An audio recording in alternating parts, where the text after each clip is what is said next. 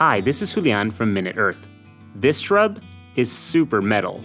No, literally, it's a rare metal-hoarding plant whose bluish-green sap, when dried out, is 25% nickel. That's 10 times more nickel than the typical nickel-containing ore found in nickel mines. In fact, these plants are actually planted in abandoned nickel mines to take the leftover nickel out of the soil, which keeps the toxic metals from leaching into waterways and makes the land viable for other uses like farming. And these metal-hoarding plants are even planted in particularly nickel-rich land, then harvested and processed to extract enough metal to return a profit.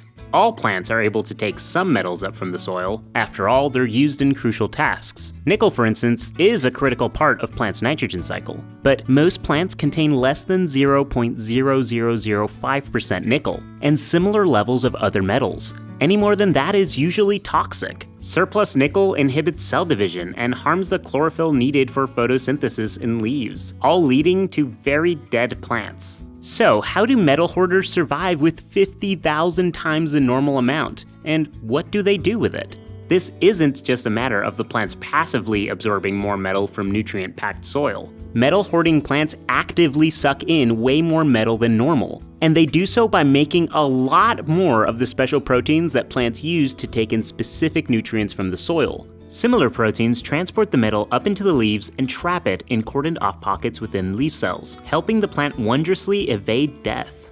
Okay, but why the heck do they slurp up so much nickel if they're just going to pack it away? Maybe other hoarders can give us a clue, like the salt-loving plants that use this same mechanism to hoard salt, another nutrient that generally kills plants at high concentrations. As it turns out, all that hoarded salt attracts more water from the soil, so salt hoarding is a great adaptation for plants living in drought-prone areas. Meanwhile, metal hoarders use precious plant energy to collect a bunch of metal that seems to just sit there doing nothing. Or does it? Scientists believe these super metal plants are, perhaps unsurprisingly, super toxic to some herbivores, which learn to avoid eating them. So plants that can take up toxic metals and survive become toxic themselves without having to expend energy to concoct their own defensive toxins. So if you want to be left alone, just turn up the metal.